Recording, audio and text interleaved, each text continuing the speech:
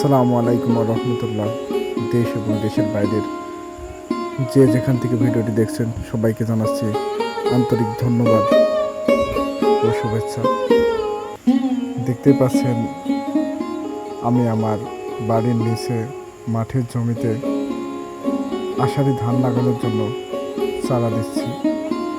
এই চারাটি মূলত ফেলা হচ্ছে, পরবর্তীকালে বড় হবে, চারাগুলোকে একটা একটা করে ওঠানো হবে এবং তারপরে ধান লাগানো হবে। ধানের বীজগুলো লাড়ছিলাম আর ভাবছিলাম হয়তোবা একটি ভিডিও বানালে আপনারা দেশের বাইরে যে যেখানে থাকেন গ্রামের দৃশ্য আপনাদের চোখে পড়ে না, আপনারা দেখতে চান, সেই কারণে ভিডিওটি মূলত বানানো হয়েছে। ভিডিওটি যদি ভালো লেগে থাকে এবং কে কোথা থেকে দেখছেন অবশ্যই কমেন্ট বক্সে জানাবেন।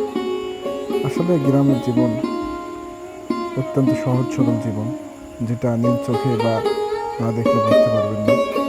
এখানকার চাষিরা কষ্ট করে মাঠে ফসল তৈরি করে থাকে এবং তাদের জীবিকা নির্ভর করে।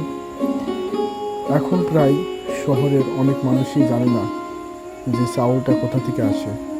আসলে এই যে ধানের বীজ ফেলা হচ্ছে, বীজ থেকে ধান লাগানো হচ্ছে, তারপরে সে ধান থেকে চাউল তৈরি হয়।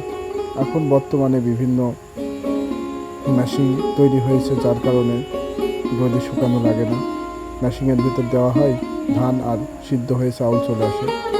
তো যাই হোক, পাশে আর একটি চারা দিয়েছে, এটা হাইব্রিড জাতের ধানের চারা। ভিডিওটি কেমন লাগলো অবশ্যই কমেন্ট বক্সে জানাবেন, আর যাতে এমন ভিডিও আরও চান তাও জানিয়ে দেবেন। সবাই ভালো থাকবেন, ধন্যবাদ।